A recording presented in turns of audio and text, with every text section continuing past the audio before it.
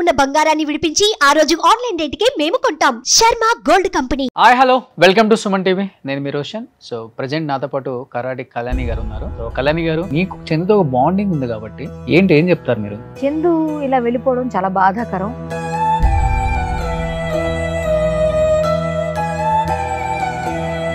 అన్నిటికన్నా ముందు ఆ పిల్లల్ని చూశాక నాకు నిజంగా ఆ విషయం ముందు తెలిస్తే డైవోర్స్ అవ్వకుండానే ఈ అబ్బాయి అలా వెళ్ళాడని చెడమడ తిట్టిపడేసి. త్రినైనిలో మీ చెల్లెలుగా చేసిందన్నారు కాబట్టి పవిత్ర మనిషిగా ఎలా ఉంటుంది అసలు? ఆమె యారగెంట్ గా ఉంటుంది. నాకు మొన్న జీ తెలుగు కమిటీ ఏదో ఉత్సవం ఏదో చేశారు వాళ్ళు, దానిలో నేను డాన్స్ పిలిచారు నన్ను. అప్పుడు ఈవిడ నేను కలిసి పక్కనే డాన్స్ చేశాను పవిత్ర. అప్పుడు క్యారవాన్ లో కూర్చుని మాట్లాడినప్పుడు ఎలా ఉన్నారు ఆయన అంటే, లేదండి అదేం లేదు అన్న, నేను చందుని పెళ్లి చేసుకున్నాను అన్నారు. ఈ అమ్మాయి వదిలేసాడని తెలిసిన తర్వాత అబ్బాయి మీద మామూలు కోపం రాలేదు. నేను ఒకటే అంట, ఆవిడ చావు ద్వారా ఈ అబ్బాయి చావుకు ముడిపెట్టాడు భగవంతుడు. చందు వైఫ్ మాటలు విన్నప్పుడు ఏమనిపించింది? నిజంగా మా తెలియదు. వెళ్ళం ఎన్ని భరించాలని భరించింది ఆవిడ. నెక్స్ట్ త్రినైని సెట్కి వచ్చి ఆవిడ కాళ్ళు పట్టి బ్రతిమాలిందండి ఆవిడ్ని, నా మొగుడిని వదిలే అని.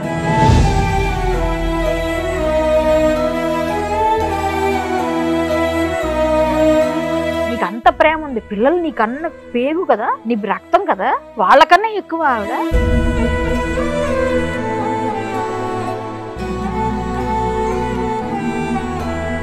ఫైనాన్షియల్ గా కూడా బాగా వీక్ అయిపోయారు. ఇప్పుడు మీరు చెప్తున్నారుగా, ఇప్పుడు ఎవరో మినిస్టర్ గారు ఆయన ఎవరో కానీ చేతిలో దండం పెట్టారు. చాలా గ్రేట్ సార్ మీరు. ఇప్పుడే నేను ఇంత ముందు వచ్చేటప్పుడే కాల్ చేశారు, రోషన్ నీది ఇంటర్వ్యూ చూశాను, చాలా బాగా అనిపించింది, ఇలా ఎవరికి జరగకూడదు, కుదిరితే నువ్వు ఇంటికి వెళ్ళి మాట్లాడి డీటెయిల్స్ ఇస్తే ఇద్దరు పిల్లల్ని చదువు అయిపోయే వరకు నేను చదివిస్తాను. వాళ్ళ వైఫ్ మరీ చెప్పారు.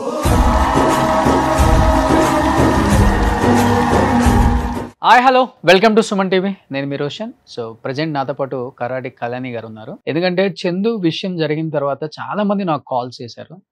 ఎస్పెషల్లీ ప్రతి ఒక్కళ్ళు కూడా కాల్ చేసి వాళ్ళ ఫ్యామిలీ గురించి అడగటం స్టార్ట్ చేశారు. వైఫ్, కిడ్స్, సో ఏంటి ఫైనాన్షియల్గా వాళ్ళ పొజిషన్ అని కూడా. ఈవెన్ ఇప్పుడు ఈ ఇంటర్వ్యూ చేసే ముందు కూడా ఒక పొలిటీషియన్ కాల్ చేశారు, ఒక మినిస్టర్, పేరు చెప్పొద్దు అన్నారు. కంప్లీట్ పిల్లల ఎడ్యుకేషన్ మొత్తం నేనే చూసుకుంటాను రోషన్, ఏం చేయాలో మొత్తం చేద్దాం మనం, ఒకసారి వాళ్ళ వైఫ్తో కూడా మాట్లాడమని చెప్పారు. ఎందుకంటే చందు లాస్ట్ ఇంటర్వ్యూ ఇచ్చింది నాకే, ఒక మంచి ఫ్రెండ్గా. నిజంగా తనకి మోటివేషన్ ఇచ్చే అవకాశం అంటే ఇచ్చే అవసరం కూడా లేదు, అంత ధైర్యంగా ఉండే వ్యక్తి అలా చనిపోవడం నిజంగా చాలా చాలా చాలా చాలా బాధాకరం ఇండస్ట్రీకి. ఇది చాలా మంది ఇళ్లలో ఇది టచ్ అయింది అని చెప్పుకోవచ్చు. ఫస్ట్ ఆఫ్ ఆల్ చందుతో పాటు యాక్ట్ చేశారు కాబట్టి కరాటి కళ్యాణ్ గారు. అండ్ నేను ఇంటర్వ్యూ చేసే టైంలో కూడా ఆమె కాల్ చేశారు. ఆమె మెసేజ్లే మీకు మొన్నటి వరకు కూడా అన్ని సోషల్ మీడియాలో బాగా వైరల్ అయింది కూడా. తనతో బాండింగ్ ఎలా ఉంటుంది, అసలు తను చనిపోయే ముందు ఏం మాట్లాడారో తన మాటలో తెలుసుకుందాం.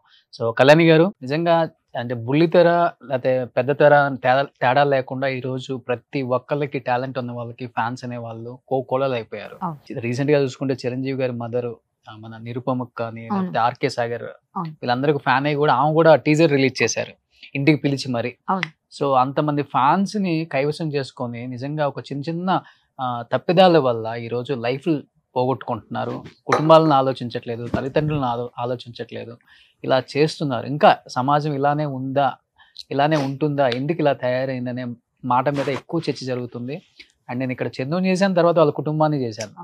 అసలు నాకు ఎక్కడ ఏం అర్థం అవ్వలేదు, ఏంటి ఎలా అయింది, ఎవరు ప్రేమించారు, ఎవరితో కలిసి ఉంటున్నారు, ఎవరి పిల్లలు ఎవరితో మమేకమై ఉన్నారు, ఏం అర్థం అవ్వట్లేదు. అండ్ మీకు చందుతో ఒక బాండింగ్ ఉంది కాబట్టి చందు ఆ టైంలో అలా చేసేటప్పుడు కూడా మీ చాటింగ్ అంతా కూడా బాగా వైరల్ అయింది. అండ్ నేను వెళ్ళినప్పుడు మీతోనే మాట్లాడుతున్నాను ఫోన్ లో. నాకు మోటివేషన్ చేసే వాళ్ళు ఫోన్ చేసినా కానీ నేను తీసుకోలేకపోతున్నాను అని చెప్పి కూడా. ఏం చెప్తారు మీరు? చందు ఇలా వెళ్ళిపోవడం చాలా బాధాకరం. ఒక 8 సంవత్సరాలుగా నాకు అబ్బాయి పరిచయం ఉన్నాడు. ఒక సీరియల్ నా అనుచరుడి క్యారెక్టర్ అనమాట తంది. నేను విలను, నా పక్కన అనుచరుడి క్యారెక్టర్. ఇంకోటి ఏంటంటే మోరోవర్ మేము మాట్లాడుకునేటప్పుడు నేను చందు యాదవ్ అని పిలిచేదాన్ని. శ్రీనివాస్ యాదవ్ అని ఒకటి ఉంటుంది చూసారు, ఒక డైలాగ్ ఉంటుంది ఒక సినిమాలో శ్రీహరి గారిది. అలాగా నేను చందు యాదవ్ అనేదాన్ని. దాంతో తనకి ఏంటంటే మీరు ఒక్కరే ఎలా పిలుస్తారండి, నేను యాదవ్ అని ఎవరికి తెలియదు అనేవాడు. అంటే మేము కొంచెం అలా కావాలని ఆట పట్టించేవాళ్ళం. అబ్బాయి డెడికేషన్ గా వర్క్ చేసేవాడు. చాలా గట్టిగా ఏదైనా సీన్ ఇస్తే అబ్బాయిని కొట్టే సీన్ అయినా, కింద పడే సీన్ అయినా, దొర్లే సీన్ అయినా చాలా కమిటెడ్ గా చేసేవాడు.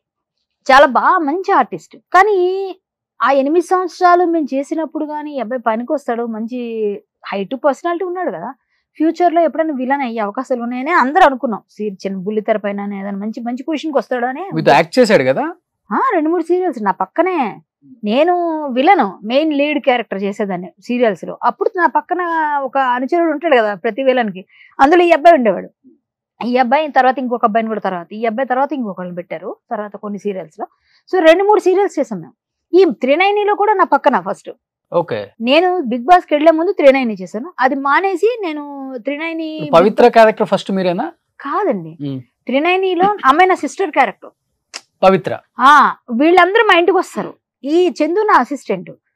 త్రినైనిలో నేను చేసేప్పుడు బిగ్ బాస్ కి వెళ్ళిన ముందు అనమాట ఇది చెప్తుంది స్టోరీ. అప్పుడు వీళ్ళిద్దరు ఫ్రెండ్స్ కూడా కాదు, నా పక్కన అసిస్టెంట్ చందు. త్రినైనిలో ఆమె నాకు సిస్టర్ క్యారెక్టర్. ఇద్దరు పరిచయం కూడా లేదు అప్పుడు? లేదు, ఫస్ట్ టైం పరిచయం నాకు. వీళ్ళిద్దరికి పరిచయం కూడా లేదు అప్పుడు.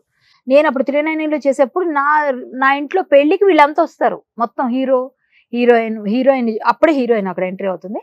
మా ఊర్లో ఉన్నట్టు అనమాట హీరోయిన్. సో వీళ్ళందరూ, ఈ సత్య ఉంది కదా ఆ అమ్మాయి కూడా త్రినైనిలో చేసింది. సో వీళ్ళంతా కలిసి చేసేప్పుడు చందు కూడా నాతో చేసేవాడు. దూరంగా కూర్చుని ఉండేవాడు అందరితో మాట్లాడుతూ. పవిత్ర గారికి పరిచయం కూడా లేదు అబ్బాయికి అప్పుడు. తర్వాత కొన్ని రోజుల తర్వాత నేను త్రినైని మానేశాను. బిగ్ బాస్కి వెళ్ళి వచ్చిన తర్వాత అన్ని సీరియల్స్ మానేసిన తర్వాత నాకు మొన్న జీ తెలుగు కమిటీ ఏదో ఉత్సవం ఏదో చేశారు వాళ్ళు. దానిలో నేను డాన్స్ పిలిచారు నన్ను. విలన్స్ అందరికీ ఒక డాన్స్ పెట్టారు, కామెడీ డాన్స్. అప్పుడు ఈవిడ నేను కలిసి పక్కనే డాన్స్ చేసాం పవిత్ర నేను. అప్పుడు క్యారవాన్లో కూర్చొని మాట్లాడినప్పుడు మీ హస్బెండ్ ఎలా ఉన్నారు, పిల్లలు ఎలా ఉన్నారు ఇవన్నీ అడిగా. ఆవిడ ఏదో చెప్పారు, ఇంతకుముందు ఇంకొక రిలేషన్ ఉండేది ఆ విషయం చెప్పారు. ఆ విషయం నాకు తెలుసు కాబట్టి నేను అడిగాను ఆవిడని, ఎలా ఉన్నారు ఆయన అంటే, లేదండి అదేం లేదు అన్నారు. నేను చందుని పెళ్లి చేసుకున్నాను అన్నారు ఆవిడ. అవునా? చందు, ఏ చందు అన్నాను. మీకు తెలుసు కదా చందు, ఏ చందు అంటే ఫోటో తీసి చూపించింది. అప్పుడు దాకా వీళ్ళిద్దరు పెళ్లి చేసుకుని నాకు తెలీదు.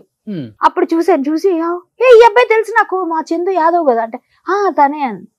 మరి తను పెళ్ళయింది కదా అని అడిగాను నేను. అంటే పెళ్ళికి కూడా నన్ను పిలిచాడు కదా, పెళ్ళయింది కదా అంటే, డివోర్స్ అయిపోయినట్టుంది ఆల్మోస్ట్, అక్కడ లేదు, అక్కడ ప్రాబ్లం వచ్చింది అని చెప్పింది ఆమె. ఎవరికి కాలేదు ఇద్దరికి? అసలు నాకు తెలియదు కదా, ఆమె చెప్పిందే నేను చెప్తున్నా. సరే అయిపోయిన తర్వాత మేము డాన్స్ చేస్తే వచ్చేసాను. వచ్చేసిన తర్వాత ఈమె చనిపోయిందన్న విషయం టీవీలో వచ్చింది కదా, నేను చూసి అప్పుడు నేను కొంచెం మొన్న డీహైడ్రేట్ అయిపోయి నాకు డయేరియా వచ్చి నేను హాస్పిటల్లో ఉన్నా ఆ టైంలో. ఈమె చనిపోయిన టైంకి నాకు బాగాలేదు కొంచెం ఒంట్లో. సో నేను ఇలా ఉన్నాను, కొంచెం మాట్లాడే పొజిషన్, కొన్ని ఫోన్లోకి పలకరిస్తానని చందు నెంబర్ అప్పుడు తీసుకున్న త్రినైని వాళ్ళ దగ్గర నెంబర్ పంపించారు. ఆ నెంబర్ తీసుకుని చందుకు కాల్ చేశారు. చేసి ఏం చందు ఏంటి ఇలా అయిపోయిందంటే, చచ్చిపోయిందండి పవిత్ర చచ్చిపోయింది, నాకు 4 hours తర్వాత తెలిసిందని బాధ ఏడ్చేస్తున్నాడు. ఏడ్చేస్తుంటే ఏం పర్లేదు బాధపడకు, ఎవరైనా ఏం చెప్తాం కన్సల్ట్ మొత్తానికి బాబు ఏం కాదు, అన్ని కార్యక్రమాలు ఏంటి మేము రావాలా, ఏమైనా హెల్ప్ కావాలా అని అడిగితే బెంగళూరు తీసుకెళ్తారు, హైదరాబాద్ తీసుకురావట్లేదు, బెంగళూరు వెళ్తున్నాం, బెంగళూరుకి వెళ్ళిపోయిన తర్వాత అక్కడ అన్ని చేసేస్తారు కార్యక్రమం, మీరు రావద్దులేండి అన్న. సరేనే వచ్చాక ఫోన్ చేయి, నేను వచ్చి కలుస్తాను నిన్ను అనేసా. అయిపోయింది. నెక్స్ట్ డే మళ్ళీ కాల్ చేశాను. అయిపోయినాక అన్ని అయిపోయి కార్యక్రమాలు ఏంటి, డాక్టర్ ఏమన్నారు నీ గురించి, నీకు ఎలా ఉంది హెల్త్ అని అడిగితే అబ్బాయి ముందు రోజే ఏడుస్తున్న పరిస్థితి చూసి బాధ అనిపించింది. తెలిసిన అబ్బాయి కదా, తెలియని వాళ్ళకే మనం ఏదో హెల్ప్ చేస్తాం, పాపం తెలిసిన అబ్బాయి ఏదో బాధపడుతున్నాడు అనుకో నేను చేశాను. చేస్తే డాక్టర్ గారు నాకు ఎంఆర్ఐ తీసుకోమన్నారు. నేను నిమిషంకి ఒకలా ఉంటున్నాను, నాకే తెలియట్లేదు, నాకు మర్చిపోతున్నాను, నాకు ఇప్పుడు ఒకలా ఉంటున్నాను తర్వాత ఒకలా ఉంటున్నానండి, బర్లే మళ్ళీ గుర్తొస్తున్నాయి ఏదో చెప్పాడు. అంటే బాగా డిప్రెషన్లో ఉన్నాడని అర్థమైంది. సరే చందు జాగ్రత్తగా ఉంటే నేను ఫోన్ చేస్తుంటాలే, నువ్వేం కాదు, ఏమైనా కావాలంటే ఎంఆర్ఐ తీసుకుంటే సిటీ న్యూరోకి వెళ్ళు, డాక్టర్ గారు బాగా చూస్తారు, నీకు చేతికి మాత్రం డాక్టర్ మధు గారు ఉన్నారు, ఆయన దగ్గరికి వెళ్ళి ఆర్థోపెడిస్ట్ బాగా చూస్తారు, పెద్దవాళ్ళు సినిమా ఇండస్ట్రీ అంతా అక్కడికి వెళ్తారు అని చెప్పాను. సరేనండి వెళ్తాను నేను అంటే, లేదా నేను చెప్తాను నువ్వు వెళ్ళు, లేదా నేనే వస్తా కావాలంటే తోడుగా నీకు అని చెప్పేశాను. అంటే ఓకేనండి అన్నాడు. ఆ తర్వాత నైట్ మళ్ళీ నేను అలా పలకరించాను 2 రోజులు. పలకరించి నైట్ ఈవినింగ్ లేట్గా ఉంటేనే ఫ్రీ అవుతారు, అందరూ ఫోన్ చేస్తున్నారు, అది ఇది నా మీద లేనిపోని రాస్తున్నారు, నేనే చంపాను అన్నారు, అన్ని బాధపడ్డాడు చాలాసేపు, ట్రోల్స్ అని. నేను చచ్చిపోతున్నా అన్నాడు. ఏం మాట్లాడుతున్నాను, మెసేజ్లోనే మాట్లాడే ఫస్ట్ తర్వాత 2వ రోజు నుంచి మాట్లాడితే, నేను ఉండనండి పోతాను వెళ్ళిపోతాను. ఎక్కడికి వెళ్ళిపోతావు అంటే, నేను చచ్చిపోతాను, నేను ఉంటే పిచ్చోడిని అయిపోతాను, లేకపోతే తాగుబోతే అయిపోతాను, ఇంట్లో వాళ్ళకి భారంగా ఉండాలి, నేను చచ్చిపోతాను. ఏం మాట్లాడుతున్నా పిచ్చి మాటలా, మేమందరం లేవా, నేను డిప్రెషన్లోకి వెళ్ళా మా ఫాదర్ చనిపోయాక, నేను అనుకున్నా వాళ్ళతో వెళ్ళిపోలేము, మనం వాళ్ళ ఆశయాలను తీసుకెళ్ళాలి ముందుకు, ఏదైనా ఎవరైనా ఉంటే అలా చేయకూడదని నేను మోటివేట్ చేస్తూ ఏవో పెట్టాను మెసేజ్. వినలేదు. మళ్ళీ మాట్లాడుతూ ఉంటే కూడా, లేదు మీరు ఎవరికి చెప్పకండి నేను చచ్చిపోతాను. బాధలో ఉన్నప్పుడు అందరూ అంటారు కదా మాటలు, చచ్చిపోతానని. ఆ విషయంలోనే అలా అంటున్నాడులే అనుకున్నాను నేను. ఆ తర్వాత చాలా చెప్పాను, యాదవ్ అంటే ధైర్యం, నువ్వు అలా చేయకూడదు, అట్లా ఇట్లా కూడా మోటివేట్ చేశా. ఫోన్ చేశా, నీకేమైనా ఇబ్బంది ఉంటే చెప్పు, నువ్వు ఇబ్బంది పడుతున్నట్టున్నా, ఫోన్ కట్ చేసేస్తున్నావు అని. సరేలే గుడ్ నైట్ టేక్ కేర్ అని పెట్టాను. అబ్బాయితో మాట్లాడితే మనకు కొంచెం డైవర్ట్ చేయాలని. ఇంతట్లో ఏం చెప్పాడు, నేను వైజాగ్ వెళ్తున్నా, వచ్చినాక నేను కలుస్తా, నువ్వు సిటీలోకి వచ్చావు కదా, రోషన్ ఇంటర్వ్యూ చూసాను బాగుందని అది కూడా మాట్లాడా. వైజాగ్లో మాది ఆ గిమ్స్ ఉంది కదండి హాస్పిటల్, అది మేమే కొనుక్కున్నాం అన్నాడు. ఎవరు మీరు కొనుక్కోవడం ఏంటి అన్న. అతను ఒక డాక్టర్ అనమాట, ఇంగ్లాండ్ నుంచి వచ్చిన డాక్టర్, అక్కడ పెట్టారు యాదవ్ డాక్టర్, మాకు రిలేషన్ తెలిసిన వాళ్ళు. అయితే వైజాగ్లో పెద్ద హాస్పిటల్ కట్టారు, అది సంథింగ్ ఏదో ప్రాబ్లంలోకి వెళ్ళిపోయి వీళ్ళ దగ్గర ఫైనాన్స్, వీళ్ళ బావగారు ఎవరు చేశారట ఫైనాన్స్, చందు వాళ్ళ బావగారు చేసి అది ఆప్షన్కి వెళ్ళిపోయింది. ఆప్షన్లో మేమే తీసుకున్నాం, అది ఇప్పుడు మేము డిస్కస్ చేసి తీసేస్తున్నాం. అది దాన్ని వైజాగ్లో ఎవరైనా పెద్దవాళ్ళు ఉంటే చెప్పాలనుకుంటే మొన్న ఒకటి వచ్చింది, నేను రావాలి వైజాగ్ అన్నాడు. మొన్నే యాక్సిడెంట్ అయింది కదా కార్లో, మేము కార్లో వెళ్తున్నాము, కానీ నేను కార్లో రమ్మని నేను అన్న, ఇక మీదట నువ్వు తర్వాత వచ్చేసే, లేకపోతే నువ్వు ఎలా ఫ్లైట్లో వస్తారా, అక్కడ ఏమైనా హెల్ప్ కావాలని నేను చేస్తా వైజాగ్లో, అక్కడ ఎవరైనా డాక్టర్, ఆ డాక్టర్ గారు కూడా తెలుసు నాకు, వేరే ఎవరితో కూడా మాట్లాడదాం అని చెప్పాను. అంటే సరేనండి అలాగే అన్నాడు. నేను లేకపోతే ఇంకా 2-3 డాక్టర్స్ చెప్దాంలే, అక్కడ ఉన్నారు కదా ఎవరైనా తీసుకుంటారేమో అంటే, మాకు ఒకటి అయిపోయిందండి డీల్, అయిపోతే నా లైఫ్ సెటిల్ అయిపోద్ది అన్నాడు. అంటే పిల్లలు ఎలా ఉన్నారు, వైఫ్ ఎలా ఉన్నారంటే వాళ్ళతో ఆల్మోస్ట్ అయిపోయింది అన్నాడు. డైవోర్స్ అయిపోయిందని నాకు చెప్పాడు. ఫస్ట్ పెళ్లి చేసేసుకున్నారా లేకపోతే ఊరికే అట్లా లివినా అని అడిగాను. అడిగితే పెళ్లి చేసుకున్నామండి, మేము ఇద్దరం గుడిలో చేసుకున్నాం, పెళ్ళి అయింది మా ఇద్దరికి అన్నాడు. మేము లివిన్లో ఉన్నారేమో అనుకున్నానయ్యా నేను, లేకపోతే ఆవిడ కూడా మొన్న నాకు చెప్పారండి. అవును, నాకు పవిత్ర కూడా చెప్పింది, మీతో మాట్లాడిందంట కదా, నా ఫోటో చూపించిందంట కదా అని చెప్పాడు నాతో. అయిపోయిన తర్వాత ఇప్పుడు ఏంటి ఎప్పుడు వచ్చావంటే, నేను ఏదో ఇన్సూరెన్స్ కోసం వచ్చా, ఇన్సూరెన్స్ ఏవి నామినీస్ ఏవి ఉన్నాయి ఏదో చెప్పాడు, నాకెందుకు చెప్పినంత వరకు విన్నా. తర్వాత ఇదంతా చెప్పాడు అనమాట. అక్కడ వైజాగ్ వస్తాను నేను వాళ్ళు బయలుదేరాలి, కానీ నాకు హెల్త్ బాగాలేదని నేనే పోస్ట్ పోన్ చేశానని చెప్పాడు. సరే నేను వెళ్తున్నా, నేను వచ్చిన తర్వాత నేను కలుస్తా, నువ్వు వస్తే అక్కడ ఫోన్ చేయి, నేను అక్కడ ఏమైనా హెల్ప్ కావాలని చేస్తా, జాగ్రత్త ధైర్యంగా ఉండు, ఏం లేదు అందరూ ఉన్నాం, మేమందరం నీకు సపోర్ట్ చేస్తాం, మళ్ళీ నీకు సినిమాలు వస్తాయి సీరియల్స్ వస్తాయి, నువ్వు మళ్ళీ ఒక మంచి పొజిషన్ ఇస్తాడు దేవుడు నీకు అని. నేను ఏదో నా వరకు నేను ప్రయత్నం చేశాను 3 రోజులు, నేను ఫోన్ చేస్తూనే ఉంటాను, నీకు తగ్గే వరకు నువ్వు సెట్ అవ్వు, ఏం కాదు, మన పిల్లడు మంచిగా ఉండాలి, అందరూ బాగుండాలని కోరుకున్నా అని చెప్తున్నాను. అలాగేనండి అలాగే నాకు కావాలని చెప్పేసి అనేసాడు. అంతే అయిపోయింది. నేను బుధవారం అయిపోయింది, నైట్ ఎందుకు మనం నైట్ జర్నీ వద్దని బుధవారం నైట్ వెళ్ళకుండా లక్ష్మీవారం మార్నింగ్ బయలుదేరి వెళ్ళాను, ఈవినింగ్కి చేరిపోయాను నేను నైట్ వరకు. ఇంకా అలసిపోయాం కదా అని పడుకొని ఇంకా ఆ రోజు చేయలేదు ఫోన్. ఫ్రైడే లేదు, నేను లక్ష్మీవారం నేను రాజమండ్రిలో మా ఫ్రెండ్ వాళ్ళ ఇంట్లో ఉండిపోయి మార్నింగ్ లేచి వెళ్ళాం, ఫ్యామిలీతో వెళ్ళాం మేము, మా తమ్ముడు మేము అందరం కలిసాను. నైట్ టైం ఎందుకు ఎర్లీ మార్నింగ్ మళ్ళీ లేచి బయలుదేరి వెళ్ళిపోయాం. శుక్రవారం వెళ్ళిపోయాను ఈవినింగ్ అంతా. ఫ్రైడే ఇంకా చేద్దామని అనుకుంటే ఇంట్లో పనులన్నీ ఉన్నాయి, ఉదయం నుంచి అన్ని పనులు చేసుకుని సాయంత్రం ఫోన్ చేద్దాం అనుకున్నా, ఈలోగా న్యూస్ వచ్చేసింది.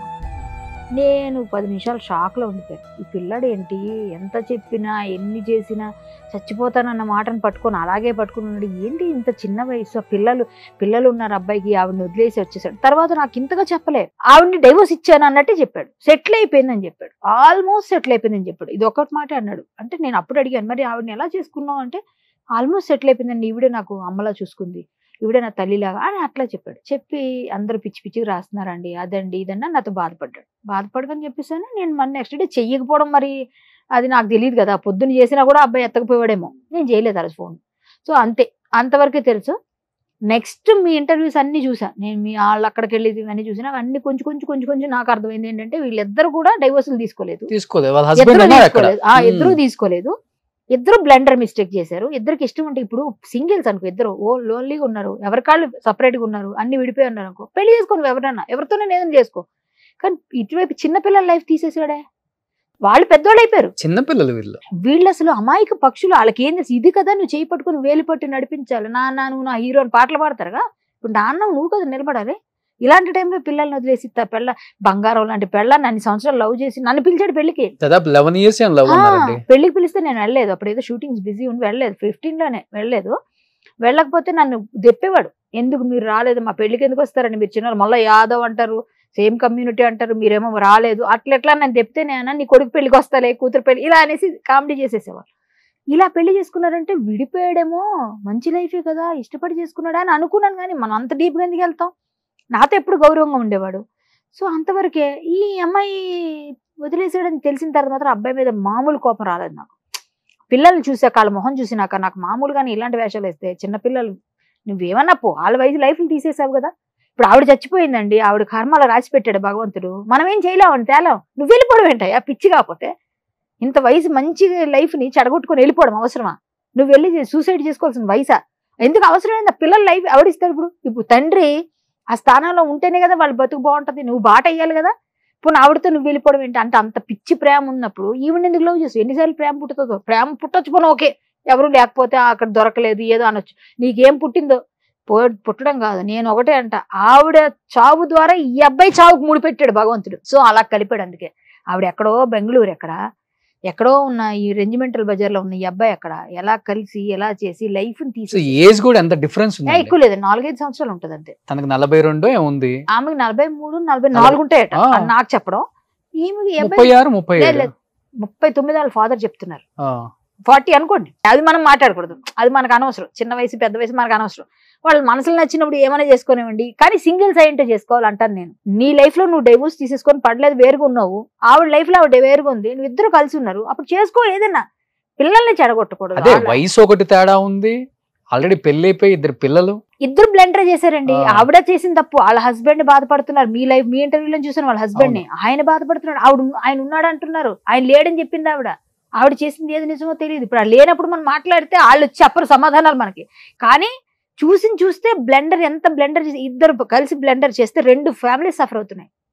వీళ్ళిద్దరు చేసిన దానికి ఇటువైపు అమ్మ నాన్న పిల్లలు, అటువైపు ఆ పిల్లలు, అటువైపు ఆ తల్లిదండ్రి సఫర్ అయిపోతున్నారు ఫుల్ గా. వీళ్ళిద్దరు చేసిన బ్లెండర్. చందు వైఫ్ మాటలు విన్నప్పుడు ఏమనిపించింది? నిజంగా మా తెలియదు. ఒక విధంగా ఏంటంటే పెళ్ళం ఎన్ని భరించాలని భరించింది ఆవిడ. తాళి కట్టినోడు ఇష్టపడినోడు, ఆవిడ నిజంగా ఇష్టపడింది అతన్ని, ఆవిడ నిజంగా ప్రేమించింది కాబట్టి కొడితే అంత కొడుతుంటే భయంకరంగా కొడతాడంటండి. ఈవెన్ పవిత్రను కూడా కొట్టాడు అనేసి త్రినైని సెట్ లో చెప్తున్నారు. ఆవిడ త్రినైని సెట్కి వెళ్ళి పవిత్రంగా కొట్టేవాడా? ఈ కొట్టడం తాగితే ఏమన్నా చేస్తాడు. మీ అబ్బాయి మేబీ కొంచెం మందుకు అడిక్ట్. నాతో మెసేజ్ లో కూడా అదే ఉంది కదా, తాగుబోతే అయిపోయి పిచ్చోడిని అయిపోతా అది ఇదని. మరి తాగుతున్నప్పుడు అబ్బాయికి తెలియదేమో అది. నెక్స్ట్ త్రినైని సెట్కి వచ్చి ఆవిడ కాళ్ళు పట్టి బ్రతిమాలిందండి ఆవిడ్ని, నా మొగుడిని వదిలే అని. అవునా? అది నాకు మొన్న చెప్పారు వేరే వైఫ్ వెళ్ళి వద్దండి నేను బతిమాలిందంట వాళ్ళందరూ, నా మొగుడు నాకు ఇచ్చేటట్టుగా అడిగి చూడండి సినిమాలు చూపించినట్టుగా అడిగిందంట. ప్రతి ఒక్కరిని బెగ్ చేసిందంట అక్కడ. నాకు ఈ అమ్మాయి అప్పుడు ఈ అబ్బాయిని తీసేశారు, త్రినైనలు తీసేశాక నేను ఈవిడ గొడవ చేసిందంట, అతను లేకపోతే నేను యాక్ట్ చేయనంట. నేను అతను లేకపోతే నేను చేయలేకపోతున్నాను అనేసి కొంచెం గట్టిగా ఫైట్ చేస్తే అయినా సరే వీళ్ళు గట్టిగానే మాట్లాడి అబ్బాయిని పెట్టుకోలేదు. అందుకే చెప్తున్నాడు చూసారు 1.5 year నేను ఇంట్లో కూర్చుంటే అమ్మాయి పోషించింది. ఎందుకు తీశారు వీళ్ళిద్దరు? ఇది సెట్ లోనే ఓవర్ చేసేవారంట. ఆ తర్వాత మీరు ఇలా చేస్తే కుదరదంటే కొన్ని రోజులు మామూలుగా ఉన్నారు, మళ్ళీ స్టార్ట్ అయిందంట. అప్పుడు తీసేశారు. తీసేసినప్పుడు వాళ్ళ వైఫ్ వచ్చి బ్రతిమాలుకునేదట. ఇంటికి వెళ్ళేవాడు కాదంట, మాట్లాడేవాడు కాదంట, ఆమె సరిగ్గా చూసేవాడు, వెళ్ళా కొట్టేవాడంట. ఒకవేళ ఇంటికి వచ్చినా ఆవిడ గురించి మాట్లాడేవాడంట, పిల్లలకి అదే చెప్పేవాడంట. కానీ అబ్బాయికి ఏదో హెల్త్ ప్రాబ్లం కూడా ఉందని కొంతమంది అంటున్నారు, వాళ్ళ వైఫ్ చెప్పాలి. ఆయన కూడా అన్నాడట ఆవిడకి హెల్త్ ప్రాబ్లం ఉంది, గుండెలో హోల్ ఉందని ఇతను చెప్పేవాడు అని చెప్తారు. ఒక్కొక్కరు కూడా చెప్తున్నారు, ఏది నిజం మనకి. ఎంత లక్షణంగా ఉంది శిల్ప, మంచి అసలు చదువుకున్న అమ్మాయి. ఆ అమ్మాయి పెట్టించిందట సాఫ్ట్వేర్. ఈ అబ్బాయి సాఫ్ట్వేర్ నాకు చెప్పడం ఏంటంటే సాఫ్ట్వేర్ కంపెనీ అని చెప్పాడు నాకు. ఈ అమ్మాయి పెట్టించిందట అప్పట్లో, చెప్పాడు మాతో. మేము ఇక్కడ షూటింగ్ చేసేవాళ్ళం, అందులో షూటింగ్ చేసేప్పుడు అబ్బాయి చెప్పేవాడు నాకు, నేను సాఫ్ట్వేర్ అండి, చాలా మంచి పొజిషనే ఉంది మాకు, మాది మిడిల్ క్లాస్ ఫ్యామిలీ, కానీ నేను మా వైఫ్ మా అమ్మాయి కూడా సాఫ్ట్వేరే, మేము పెళ్లి చేసుకుంటున్నాము అని చెప్పాడు. పెళ్లికి నన్ను పిలిచాడు, నేను వెళ్ళలేదు. కానీ ఆ అమ్మాయిని చూశాక నాకు ఆ పిల్లల్ని చూశాక, అన్నిటికన్నా ముందు ఆ పిల్లల్ని చూశాక నాకు నిజంగా ఆ విషయం ముందు తెలిస్తే డైవోర్స్ అవ్వకుండానే ఈ అబ్బాయి అలా వెళ్ళాడని చెడమడ తిట్టిపడేసేదాన్ని చందుని. ఎందుకంటే నాకు ఆ చనువు ఉంది. ఆ పిల్లడు మాతో కలిసి చాలా సినిమాలు సీరియల్స్ చేసినప్పుడు మనకు బాగా తెలుసు కాబట్టి నేను తిట్టినా పడతాడు కూడా కాబట్టి నేను తిట్టేసేదాన్ని ఖచ్చితంగా. ఎందుకంటే ఆ పిల్లల మొహాలు చూసినాక చిచి ఏంటి ఇలా చేశాడు, వీడు నిజంగా అసలు ఇంత పిరుకోడు అనుకోలేదు. చచ్చిపోతాడా? అసలు చచ్చిపోవాల్సిన అవసరం ఉంది? లైఫ్ని తీసుకుంటాడా ఒక ఆడదాని కోసం? ఓకే, నీకు అంత ప్రేమ ఉంది, పిల్లలు నీకన్నా పేగు కదా, నీ రక్తం కదా, వాళ్ళకన్నా ఎక్కువ ఆవిడ. ఇప్పుడు ఓకే, నీకు అంత అమర ప్రేమ, అది అమర ప్రేమ అయితే మాత్రం, అమర ప్రేమ అయితే మీరు అమర ప్రేమికులే కావచ్చు, ఏమైనా కావచ్చు. ఇదేంటండి, తల్లిని మన పిల్లల్ని వదిలేసి ఒక అమాయకురాలు పెళ్లి చేసుకొని అన్ని సంవత్సరాలు లవ్ చేసి పెళ్లి చేసి అమ్మాయిని వదిలేసి నువ్వు చేసే ఘనకార్యం ఇదా? దేనికి పొందడం కుదరట్లేదు కళ్యాణి గారు. నేను బెంగళూరు వెళ్ళినప్పుడు వాళ్ళ పిల్లలు చెప్పారు, వాళ్ళిద్దరి మధ్య ఉన్న బంధానికి పేరు ఏంటంటే ఫ్రెండ్స్ అని చెప్పారు. కానీ పవిత్రాన్ని అడిగితే పెళ్లి చేసుకున్నానని చెప్పింది, చందుని అడిగినా పెళ్లి చేసుకున్నానని చెప్పారు అంటున్నారు మీతో. అసలు ఎక్కడ దేనికి? అంటే వాళ్ళ హస్బెండ్ నేను వదిలేసానని ఏమో చెప్పింది, కానీ మా ఇద్దరి మధ్య చాలా మంచి బాండింగ్ ఉంది, మళ్ళీ పెళ్ళం కావాలంటే ఆవిడే కావాలి, మళ్ళీ ఇంకో జన్మ అంటూ ఉంటే పవిత్రానే కావాలి, మేమిద్దరం ఫ్రెండ్స్ లాగా ఉంటాం అని ఆయన చెప్పాడు. కానీ ఆవిడ ఏంటోనండి ఎక్కడో అట్రాక్షన్ ఇది. కానీ ఈ అమ్మాయి శిల్ప ఒక్కటే కరెక్ట్ గా మాట్లాడింది అనిపించింది. అట్రాక్షన్ అండి ఇది, వీళ్ళిద్దరిది అట్రాక్షన్, లవ్ కాదు అది. అది కొన్ని రోజుల తర్వాత ఉండేదో పోయేదో అది తెలిసి, కానీ ఇద్దరు లేరు ఇప్పుడు. కానీ అన్నిటికన్నా ఆవిడ పోవడం అన్నది మన చేతిలో లేదండి. భగవంతుడు రాసి పంపించాడు ఆ చావు, అలాగా ఆ యాక్సిడెంట్ లో. ఈ అబ్బాయి చేతిలో ఉన్నదాన్ని చెడగొట్టుకున్నాడు, చెప్పి మరీ చేశాడు కదండి. నాతో గాని మీతో గాని ఎంతమందితో చెప్పాడు అబ్బాయి, నేను ఉండను, నేను చచ్చిపోతాను, నేను చచ్చిపోతాను అనొద్దు ఎన్నిసార్లు. అందుకే అంటారు తదాస్తు దేవతలు ఉంటారంటారు కదా, అలాగే అయింది ఇప్పుడు ఈ అబ్బాయికి. అమ్మాయి చక్కగా ఎంత బాగుందండి, ఇంటికి రా చక్కగా చూసుకుంటామని బతిమాలుకుని ఇంట్లో పెట్టుకుంటామంటే, మా ఇంట్లో నుంచి బయటికి వెళ్ళి అక్కడ ఊరేసుకుంటే ఎవడేం చేయగలండి. అవును, ఇంట్లో వచ్చినోడే చెప్తుంది చనిపోయిన తర్వాత వచ్చినా కూడా హ్యాండ్ కట్ చేసుకున్నాడు ఫ్రెండ్ రూమ్ లో. చూసారా, నేను బతకలేను అంటున్నాడు, నాతో కూడా అది చెప్పాడు. ఆమె లేదండి నేను ఉండను, వేసి నేను ఉండి పిచ్చోడిని అయిపోతాను. ఏంటంత అసలు ఏం అర్థం. నేను ముందు అనుకున్నాను నిజంగా వీళ్ళిద్దరు పెళ్లి చేసుకున్నారేమో, డివోర్స్ తీసేసుకొని ఆవిడైతేనో పోన్లే వాళ్ళ లైఫ్ ఏదో ఆవిడ పోయింది, ఆవిడ ఆత్మకు మంచి శాంతి చేకూరాలైనా ఇలాగే పెట్టాను మెసేజ్, ఇలాగే మాట్లాడా, ఫోన్లో వెళ్ళిపోకూడదు వాళ్ళతో మనం అని చాలా మోటివేట్ చేశాను. వింటేనా త్రినైలిలో మీ చెల్లెలుగా చేసింది అన్నారు కాబట్టి పవిత్ర, ఆ తర్వాత మనిషిగా ఎలా ఉంటుంది అసలు? ఆమె యారగెంట్ గా ఉంటుంది ఆవిడ. యారగెంటేనా? యారగెంట్ అంటే నాకు స్టార్టింగ్ లో మాత్రం యారగెంట్ గా అనిపించింది, తర్వాత పరిచయం అయినాక మాట్లాడిందేమో, కానీ ముందు మాత్రం అట్లా యాటిట్యూడ్ ఉంటుంది ఆవిడకి. ఉంటది అంటే ఆ టైంలో నాతో ఫస్ట్ ఇంటరాక్షన్ లో అలా ఉండేది యాటిట్యూడ్. ఆవిడ కొంచెం మంచిగా ఉంటారు, బట్ యాటిట్యూడ్ చూపిస్తుంది ఆమె, కానీ కనిపించదు, మన దగ్గర చూపించారు కానీ బయట ఎవరి దగ్గరైనా కొంచెం చూపిస్తుంది. మాతో చూపించడానికి ఏంటంటే ఆవిడ కొంచెం సీనియర్స్, ప్లస్ అది కాకుండా నాకు రెమ్యూనరేషన్ ఎక్కువ అక్కడ అందరికన్నా. నేను గెస్ట్ లాగే తీసుకున్నారు, తర్వాత మళ్ళీ దాన్ని కంటిన్యూ చేయమని చెప్పారు, కానీ నేను బిగ్ బాస్ నుంచి వచ్చాక నేను కొంచెం అడిగా ఎక్కువ, దానివల్ల అవ్వలేదు. ఆవిడకి తక్కువ ఉంటుంది, మెయిన్ లీడ్ చేసుకున్నప్పుడు తక్కువగా తీసుకుంటారు, మనకన్నా ఆవిడకి రెమ్యూనరేషన్ తక్కువే. నా డ్రెస్సులు నా నగలు అన్ని రిచ్గా ఉంటాయి ఎప్పుడు. సో ఏంటంటే ఆవిడ అన్ని మేము మాట్లాడుకున్న నగలు వాటి కోసమే మాట్లాడతారు జనరల్ గా కూర్చుంటే సెట్లు, ఇది ఎక్కడ కొన్నారు, ఇది ఎలా బాగుంది, కలర్ బాగుంది, నేను ఇదే కలర్ వేసుకుంది అనుకున్నాను, సేమ్ అయిపోతున్నాను, ఇలాంటివే ఉంటాయి మాటలు. తర్వాత ఎప్పుడైనా ఏం చేస్తారు పిల్లలు, ఎంతమంది పిల్లలు, ఎంతమంది ఏం చేస్తున్నారు, వాళ్ళు ఏం చదువుతున్నారు, ఇవే కదా అడుగుతాం. అలా మాట్లాడుకున్నాం. అప్పుడు కొంచెం ఫస్ట్ లో నేను తెలియనప్పుడు, నా గురించి తెలియనప్పుడు ఆవిడ ఎవరో అన్నట్టు ఇట్లా చూసి, తర్వాత వాళ్ళు పరిచయం చేసిన తర్వాత ఇది ఇవి సంథింగ్ సో అండ్ సో కామే. కానీ బయట వాళ్ళు చెప్తారు, నేను విన్నది చూసాను, కొంచెం అంతగా ఏమి మింగిల్ అవ్వరు ఫస్ట్ లో. అంటే ఎవరైనా ఆవిడ చెప్పింది ఎలా ఉంది, నేను చాలా లో నుంచి వచ్చానని చెప్తున్నారు కదా ఇంటర్వ్యూలో, ఆవిడ ఇంటర్వ్యూస్ చూస్తే అలా ఉన్న వాళ్ళకి అసలు ఉండకూడదు, డౌన్ టు ఎర్త్ ఉన్న వాళ్ళకి. ఇప్పుడు చిన్న ప్లేస్ నుంచి మనం పైకి ఎదిగామన్నప్పుడు అందరినీ అక్కడ నుంచి వచ్చానని ఉండాలి కదా, ఆ యారగెన్సీ ఉండేది. బట్ క్లోజ్ అయితే మరి అలా మంచిగా ఉంటారు. కొన్ని విషయాల్లో ముందు కొన్ని రోజులు అనిపించింది, తర్వాత నుంచి ఇప్పుడు మంచిగా మాట్లాడుతుంది. ఇప్పుడు మొన్న కలిసి జీ తెలుగులో చాలా కళ్యాణి గారు అట్లే, ఆ తర్వాత బాగానే అయిపోయింది. ముందులో ఉండింది కొంచెం యారగెన్సీ ఉంది, నా దగ్గర ఏదో చూపించలేక ఉందనే చెప్తారు అంతే. కానీ కేవలం అంటే మొత్తం చూస్తుంటే ఇదంతా సీరియల్స్ లో ఎలా జరుగుతుందో ఎపిసోడ్లు, సినిమాలలో ఎలా ఉంటుందో అలానే ఉంది స్టోరీ. అంటే ఇలా ఉండకూడదు మన జీవితంలో అనే ఒక గుణపాఠం అయితే ప్రతి ఒక్కరికి నేర్పించిందండి. ఎగ్జాంపుల్ కి ఇది చెప్పుకోవచ్చు మనం. ఇప్పటికి ఎవరైనా ఇలాంటి రిలేషన్స్ లో ఉండి, ఎవరైనా ఉంటే వైఫ్ ఉంటుండగా వేరే వాళ్ళతో రిలేషన్స్ ఉండి, ఇట్లాంటివి చాలా మంది ఉంటారు కదా. ఒక టైం వచ్చేసరికి రియలైజేషన్ ఉంటది వాళ్ళలోనో వీళ్ళలోనో. చందుకు ఆ రియలైజేషన్ వచ్చి ఉంటే ఈరోజు చందు ఒక పొజిషన్ లో పిల్లలకి తండ్రిగా నిలబడి ఉంటే ఆవిడ లైఫ్ బాగుండేది, శిల్పది పిల్లల లైఫ్ బాగుండేది. ఇప్పుడు శిల్ప లైఫ్ ఏంటండి, నిజంగా చాలా బాధ అనిపిస్తుంది. శిల్ప లైఫ్ ఫైనాన్షియల్ గా కూడా అంటే ఎక్కువ మరి 30,000 పంపించేవాడంట. ఫైనాన్షియల్ గా కూడా బాగా వీక్ అయిపోయారు ఇప్పుడు. మరి వాళ్ళకి ఎవరైనా సపోర్ట్ చేస్తే బాగుంటది, ఏదైనా ప్లాన్ చేయాలి, చూద్దాం ఏం జరుగుతుందో. కాకపోతే ఏంటంటే మీరు చెప్తున్నారుగా, ఇప్పుడు ఎవరో మినిస్టర్ గారు వాళ్ళంతా ఆయన ఎవరో కానీ చేతిలో దండం పెట్టాలి. ఆ మినిస్టర్ గారు నిజంగా వాళ్ళ పిల్లలు చదివించి, వీలుంటే తెలంగాణ గవర్నమెంట్ వాళ్ళకి ఇల్లు లేదు, ఆ పిల్లలతో ఆవిడ ఉండాలి అంటే ఆవిడకి ఏమి తెలియదు కదా, సొంత ఇల్లు లేదు. ఒక చిన్న ఇల్లు ఇచ్చారు అనుకోండి, ఏదన్నా గవర్నమెంట్ తలుచుకుంటే ఇవ్వగలుగుతుంది. ఏదన్నా ఇప్పుడు ఏదో డబుల్ బెడ్రూమ్ ఏదో ఉంటాయిగా, ఏదో ఒక ఇల్లు ఇచ్చో, లేకపోతే ఏదైనా విధంగా కొంచెం ఆవిడకి ఏదైనా ఉద్యోగం ఇచ్చానా, ఏదైనా చదువుకుంది కాబట్టి ఉద్యోగం ఏదైనా ఇచ్చినా ఆ పిల్లల్ని చూసుకుంటే వాళ్ళ లైఫ్ బాగుంటది. తండ్రి ఎలాగా పోయాడు, పోలేండి భగవంతుడు ఇంకొకరి రూపంలో చేయించి ఏదో విధంగా అమ్మ మేము ఉన్నాం ఆసరా అని చెప్పేసి వాళ్ళకి ఏమైనా చేస్తే బాగుంటదని నేను అనుకుంటున్నాను.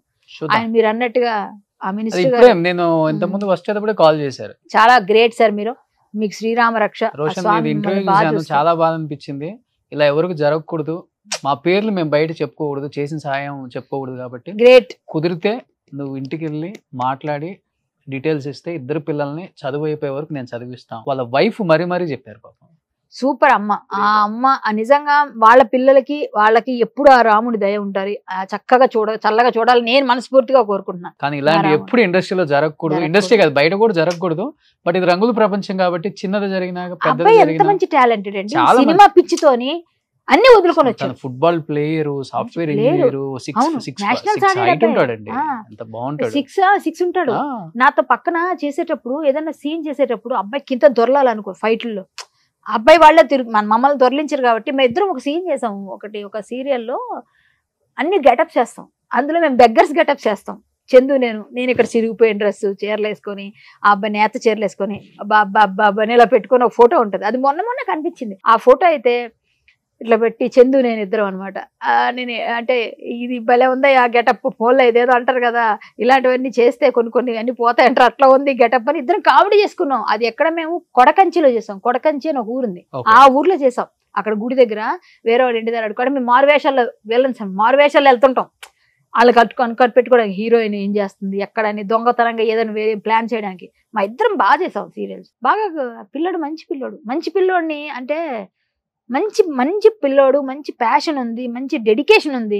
ఒక్క చిన్న వీక్నెస్ తో లైఫ్ ని రూయిన్ చేసుకొని ఫ్యామిలీ లైఫ్ ని రోడ్డు మీద పడేసాడు. అది ఒక్కటే నాకు చాలా పెయిన్. నువ్వు ఎంత టాలెంటెడ్ అయితే ఏం లాభం, చేయాల్సిన ఎప్పుడు నువ్వు హీరో అవుతావు. నీ పిల్లలు మా నాన్న గ్రేట్ అని నీ గురించి చెప్పుకున్న రోజు నీ పిల్లలు ఇప్పుడు ఆ పిల్లలు ఈ యూట్యూబ్ లో ఇవన్నీ ఉండవా? పెద్దయినాక వాళ్ళ పరిస్థితి వాళ్ళ పిల్లల పరిస్థితి ఏంటి? నిన్ను ఎలా పెట్టుకుంటారు వాళ్ళు? నా తండ్రి గ్రేట్ అని ఎప్పుడు చెప్పడానికి వాళ్ళకి మనసు రాదు. చిచ్చే మా నాన్న వేస్ట్ అని వస్తుంది. నువ్వు అది చనిపోయి ఇప్పుడు నీ ఆత్మ మాతో మాట్లాడిపోయి నీకు కనిపిస్తుంటాయి అన్ని. నీ పరిస్థితి ఏంటి? ఇప్పుడు త్రిశంకు స్వర్గం అంటే అంటారు, స్వర్గంకి వెళ్ళరు నరకంకి వెళ్ళరు అంటారు కదా. చూరుకు వేలాడుతుంటాయి ఇలాంటి ఆత్మలని. బలవన్మరణం చేసుకున్నవన్నీ వాళ్ళకి ముక్తి ఉండదు అంటారు. మన గరుడ పురాణంలో వాటిలో చెప్తారు. ఇలా అంగుష్ట పరిమాణంలో వేలాడుతూ ఉంటారు, వాళ్ళు ఇంతే ఉంటుంది ఆత్మ అంటారు. అవన్నీ అబ్బాయికి కనిపిస్తాయి. ఈ అబ్బాయి స్వర్గానికి వెళ్ళాడు, నరకంకి వెళ్ళాడు. అంటే ఆత్మ ఎవరైనా కానీ, ఈ అబ్బాయిని కాదు జనరల్ చెప్తున్నాను. అంటే చనిపోయిన వాళ్ళు ఏది పొందుతారు ఇప్పుడు అని చెప్తాం.